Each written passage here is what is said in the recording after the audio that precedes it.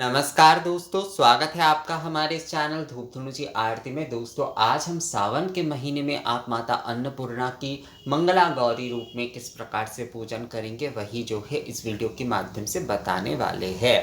बहुत सारे लोग आप लोग मुझसे पूछते हैं कि सावन के महीने में जो है माता के गौरी रूप में पूजन करना चाहिए या अन्नपूर्णा रूप में पूजन करना चाहिए। तो देखिए, माता के आप गौरी रूप में पूजन करें या अन्नपूर्णा रूप में पूजन करें, एक ही बात है। असल में ये सावन के महीने में जो है माँ के, जैसे देखिए हर महीने में माँ के अलग अलग जो है रूप में हम पूजन करते हैं। जैसे जो शारदीय समय होता है, शरत ऋतु जो होता है, तो उस समय हम जो है उन महीनों में जो है माँ के हम दुर्गा रूप में ही पूजा करते हैं। तो फोटो आपके कोई भी आप रखें, चित्र आप कोई भी आप रखें, उससे कोई जो है बड़ी विषय नहीं है। पर माँ अन्नपूर्णा के चित्र में ही अगर आप जो है मंगला गौरी पूजन आदि करना चाहते तो वो भी आप कर सकते, या फिर भगवान शिव के साथ भी जो है जैसे माता पार्वती के चित्र मिलते हैं, उनमें भी जो है आप पूजन कर सकते हैं। पर मैं जो है आप लोगों को कहूँगा कि अगर आप जो है माता अन्नपूर्णा के रूप में ही अगर आप पूजा कर पाते हैं माता मंगला गौरी के जो है, तो ये बहुत अच्छा होता है सावन के महीने में। असल में सावन का महीना सुनते ही हम लोग सोचते हैं कि ये केवल बाबा का महीना है। बाबा का महीना तो अवश्य रूप से है, पर बाबा के साथ साथ ये माँ का भी महीना है। क्योंकि बाबा को जो प्रिय है वो माँ को भी प्रिय है, इसलिए बाबा की कृपा प्राप्त करने के लिए आपको जो है माँ की भी पूजन विधिवत रूप से करना ही चाहिए। असल में कहा जाता है दोस्तों, कहा जाता है, यानी ये शंकराचार्य ने भी कहा है, आदिगुरु शंकराचार्य ने भी इस विषय को कहा है स्पष्टता, अपने सौंदर्य लहरी आदि सभी जगह पर जो है इस विषय को बहुत स्पष्टता दी है कि शिव ज्ञान यानी कि जो ब्रह्म ज्ञान है, शिव ज्ञान को प्राप्त करना तभी संभव है जब महामाया द्वार खोलते। इसीलिए जो है माँ की इतनी उपासना पूजा आदि के विधान है दोस्तों। तो इसीलिए आप बाबा के महीने में भी अगर आप माँ के विधिवत रूप से पूजन आदि करते हैं तो उससे आपके जो है पूर्णता, मतलब आपको पूजा का पूर्णता आशीष मिलेगा। माँ और बाबा दोनों की कृपा आपको मिलेंगे दोस्तों। मतलब बोल सकते हैं कि अगर आप शिव पूजन तो कर ही रहे हैं सावन के महीने में, उसके साथ साथ अगर आप माँ के भी पूजन करते तो ये बहुत उत्तम हो जाता है।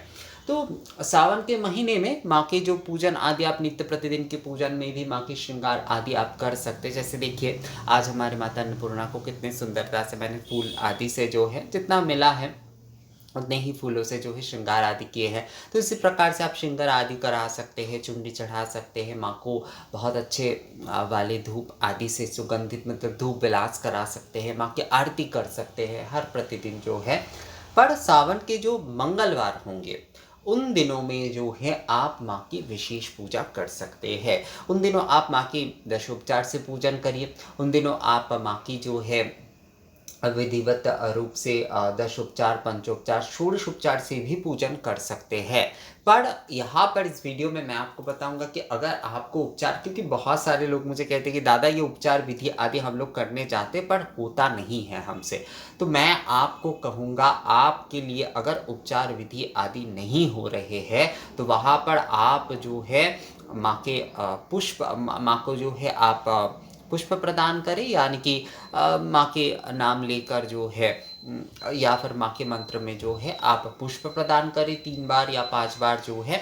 5 बार करते हैं तो बहुत अच्छा रहता है, क्योंकि वैसे ही पंच पुष्पांजलि कहा जाता है। तो 5 बार माँ को आप पुष्प प्रदान करें, गंध पुष्प अक्षत आदि प्रदान करें। उसके बाद नैवेद्य भोग आदि जो कुछ भी है वो आप अर्पण करते और उसके बाद आप आरती करें। तो ये एक प्रकार से आरती पूजन हो रहा है। ये जो है ये एक प्रकार से आरती पूजन हो रहा है दोस्तों। तो आरती पूजन के माध्यम से भी आप अगर माता मंगला गौरी की, माता अन्नपूर्णा की पूजा सावन के महीने में करते हैं तो भी आपका जो है उपचार पूजा के समान ही जो है इसमें आपको फल, मतलब उपचार आप नहीं कर पा रहे हैं पर आप आरती पूजा के माध्यम से आप माँ की पूजन कर रहे हैं, तो दोनों एक ही विषय है। दोनों विषय जो है वो एक ही है दोस्तों, वो विस्तृत रूप से हो रहा है। इसमें आप नाना उपचार आदि के साथ जो है आप आरती कर रहे हैं, तो आरती पूजा के माध्यम से आप कर सकते हैं।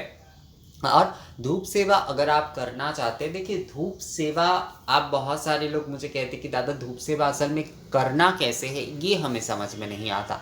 तो धूप सेवा करने के लिए देखिए, धूप सेवा मतलब धूप भोग आप अर्पण कर रहे हैं, धूप नैवेद्य भी इसे कहा ही जा सकता है। असल में ये धूप भोग हम अर्पण कर रहे हैं माँ को, सुगंध औषधि आदि नैवेद्य जो है वो हम माँ को चढ़ा रहे हैं। तो उन्हें निवेदन करने के लिए आप जैसे सुबह के समय पूजन कर रहे हैं, तो उस समय आप जो है धूप भोग जो है वो निवेदन करिए माँ को, और आरती करिए अवश्य रूप से। तो ये आपका जो है पूर्वान्यकालीन यानी कि सुबह का जो है आपका धूप सेवा हो रहा है। इसके बाद जो है मध्याह्न के समय जो है, जब दोपहर में आप माँ को कुछ भी जो है भोजन आदि अगर आप दे रहे हैं तो बहुत अच्छी बात है, अगर नहीं दे पा रहे तो जैसे इस प्रकार से, जैसे कि धूप भोग आदि के साथ उसके साथ आप कुछ शर्करा आदि दे सकते हैं माँ को, फल मूल आदि दे सकते हैं। तो इस प्रकार से मध्याह्न समय का जो है आप धूप भोग जो है वो माँ को प्रदान करिए। और संध्या कालीन यानी कि सायाह्न कालीन जो है उस समय भी जो है आप एक धूप भोग जो है माँ को प्रदान करिए। धूप भोग में जिस धुंची पात्र में, एक थाली में आपको धुंची पात्र लेना है, उसमें जो है जैसे कि षडंग धूप या दशांग धूप से आपको धूप प्रज्वलन करना है, और उसके साथ शर्करा घी आदि जो है एक कटोरी में आप उस थाली में रख दीजिए, और थोड़ा सा शर्करा घी आदि जो है आप उस धूप प्रज्वलित धूप में भी जो है वो दे दीजिए दोस्तों। तो इस प्रकार से जो है आपका धूप भोग सेवा जो है वो आपका हो जाएगा। और हर बार जो है पूर्वान्यकालीन आपको धूप सेवा करना है। अगर आप जो है धूप सेवा करना चाहते हैं तो आपको पूर्वान्नकालीन एक धूप भोग प्रदान करते हुए जो है आपको माँ की आरती करना है। तो ये आपका पूर्वान्नकालीन धूप सेवा हो रहा है। मध्याह्न के समय आप जो है कुछ भोग भोजन आदि दे रहे हैं, तो उस समय जो है धूप भोग भी आप चढ़ाकर आरती करिए। तो ये आपका मध्याह्नकालीन धूप सेवा हो रहा है। और सायाह्नकालीन जो है माँ को आप आरती के समय, जो संध्या आरती हो रही है उसके पहले जो है माँ को आप भोग आदि, कई लोग आरती के बाद भी देते हैं, मतलब संध्या आरती आदि करने के बाद जो है वो देकर एक आरती करते हैं, संक्षिप्त आरती करते हैं। तो आप आरती के पहले भी अगर देना चाहते हैं तो समस्या उसमें नहीं है दोस्तों। ये असल में परिवार की परंपरा के ऊपर थोड़ा निर्भर करता है ये विषय जो है। पर सायाह्नकालीन मतलब संध्या के समय भी आपको धूप भोग एक देना ही है दोस्तों। तो इसी प्रकार से ये जो धूप भोग आप हर बार दे रहे हैं 3 भाग में, पूर्वाह्न, मध्याह्न और सायाह्न, इन 3 भाग में धूप भोग देने से ही आपके धूप सेवा, इसे ही धूप सेवा कहा जाता है। धूप भोग के साथ साथ आपकी धूप आरती जो है वो आप करिएगा। यही जो है ये आपकी पूर्ण धूप भोग सेवा हो रहा है।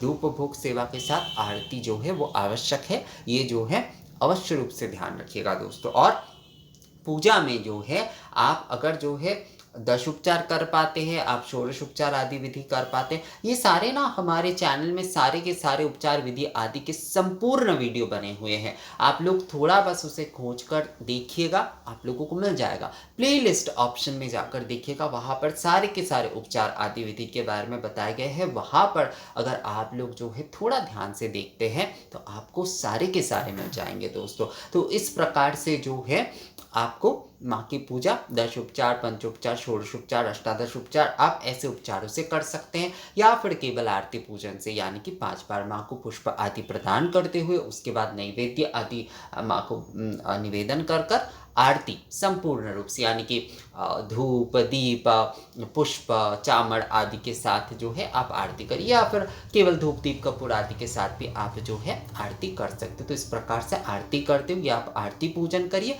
और जो आप धूप सेवा करना चाहते हैं, जो लोग धूप सेवा करना चाहते हैं, उन्हें 3 बार धूप सेवा करनी चाहिए, पूर्वाह्नकालीन, मध्याह्नकालीन और सायाह्नकालीन। धूप भोग अर्पण करते हुए जो है, यानी कि धुंची पात्र में, एक थाली में धुंची पात्र में धूप प्रज्वलित करते हुए औषधि धूप जो है, दशांग षडंग धूप आदि देते हुए, और घी, शर्करा आदि उसके साथ जो है निवेदन करते हुए आपको आरती करना है।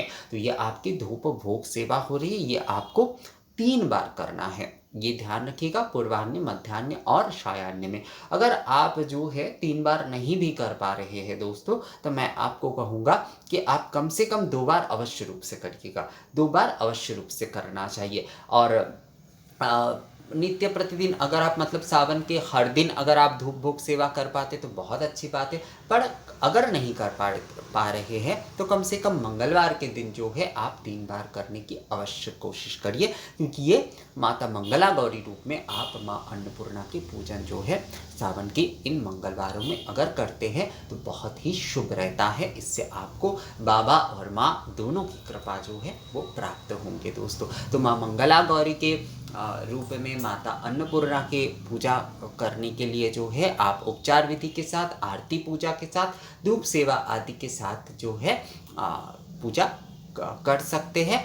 आप अवश्य रूप से एक बात ध्यान रखिएगा, इन सारी विषयों में एक चीज़ जो है कॉमन है वो है आरती। आरती आपको करना है, आप उपचार कर रहे हैं वो भी आपको आरती करना है। आपका आरती पूजन में तो आरती विशेष है ही, धूप भोग सेवा अगर आप कर रहे हैं तो वहाँ पर भी आरती जो है वो विशेष है, यानी कि आरती आपको करना ही होगा दोस्तों। तो इस विषय को जो है ध्यान रखिएगा और नित्य प्रतिदिन बहुत अच्छे से आरती करिए माँ की सावन की। हर नित्य प्रतिदिन मंगलवार के दिन तो आप विशेष पूजा करिए ही, साथ ही जो है आप नित्य प्रतिदिन सावन के हर दिन जो है माँ की बहुत अच्छे से आरती करिए माँ बाबा की। इससे आपको विशेष कृपा प्राप्त होंगे। तो ये वीडियो कैसा लगा आप लोगों को मुझे कमेंट्स करके ज़रूर बताइएगा। मिलते हैं आपसे अगले वीडियो में, तब तक के लिए नमस्कार।